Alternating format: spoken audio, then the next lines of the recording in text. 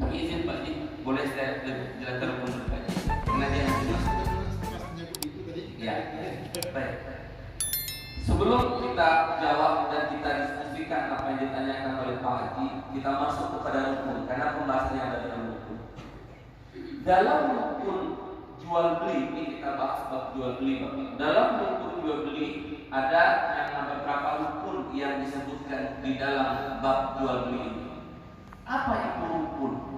Rukun itu adalah salah satu unsur yang harus ada dalam muamalah, dalam sebuah ibadah yang apabila rukun itu ditinggalkan secara sengaja dia tinggalkan, maka batallah sebuah ibadah.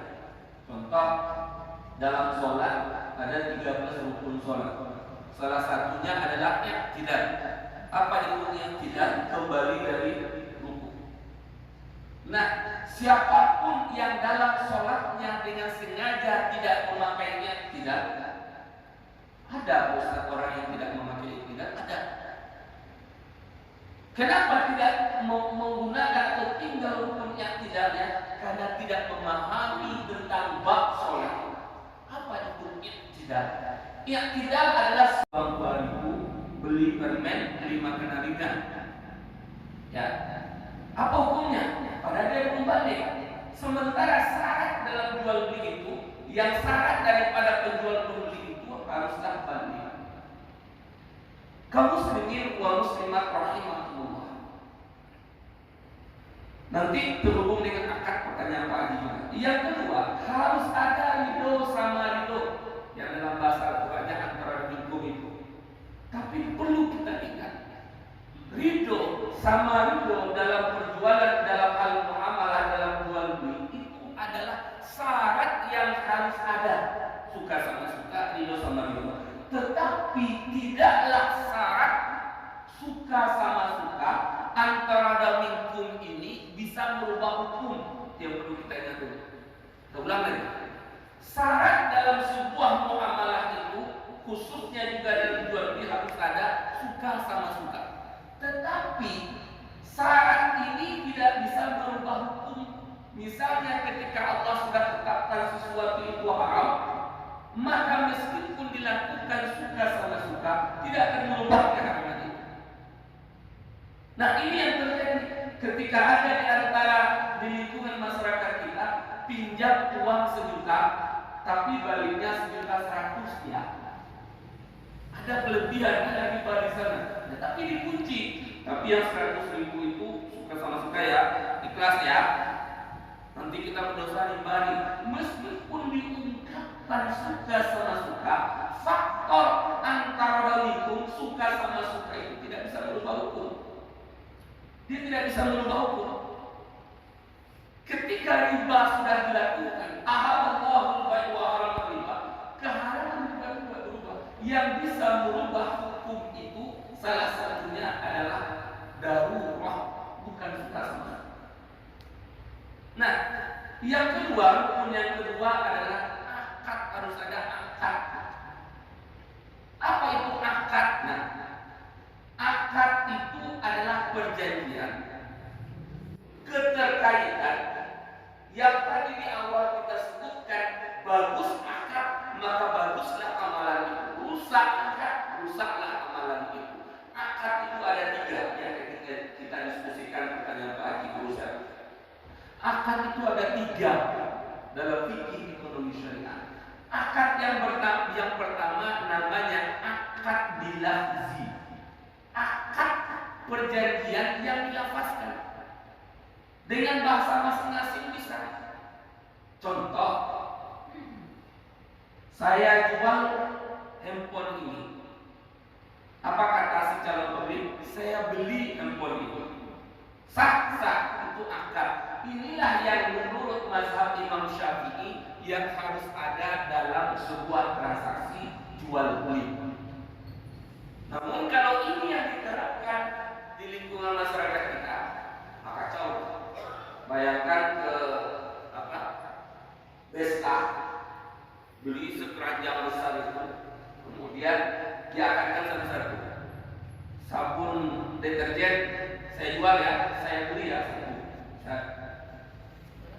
Indomie saya jual ya, untuk satu orang butuh berjam-jam, akhirnya antri orang sebanyak-banyaknya. Nah, oleh sebab itu ada akad jenis akad yang kedua, namanya akad ghairul lafzi. Apa itu akad ghairul lafzi? Akad yang tidak diucapkan secara langsung, tetapi sudah tertulis. Misalnya kalau di supermarket itu ada tulisan sampo 10.000, ya, sampo 10.000. Nah, ketika sampo itu terletak itu, apakah itu sudah akad? Namanya tidak, tapi baru menjadi bagian daripada akad ghairul lafzi, belum disebut akad ya, karena masih tertera. Ketika barang sampo itu dibawa kepada kasir, kasir men-scan tag 10.000 Pak. Ketika kasir mengatakan 10.000 Pak, atau diperlihatkan kepada kita ada komputernya, kita nampak 10.000 dan kita bayar 10.000 itu, maka sudah berlangsung di sana akad yang disebut akad ghairul lafzi.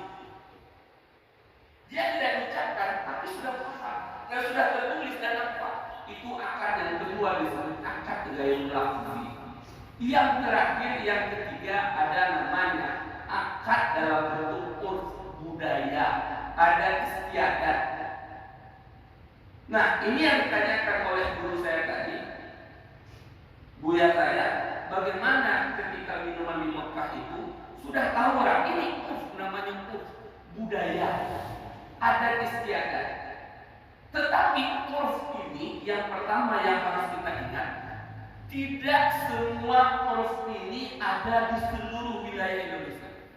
Maka oleh sebab itu ketika kita masuk ke suatu tempat, tentu kita melihat kalau ada minuman misalnya di depan masjid, maka kita harus paham kenapa minuman diletakkan di sana. Rupanya sudah ada kebiasaan Masjid Al-Ihsan ini, siapapun yang datang kalau ada minuman sudah diperbolehkan minumnya. Itu pun siapapun yang datang ke Mekah disiapkan minuman, namanya air Zam-Zam. Siapapun yang datang boleh meminumnya, dan itu sudah menjadi budaya, kebiasaan, dan diketahui oleh orang. Namun meskipun demikian, kita yang tidak tahu, yang masih bingung, maka bertanyalah.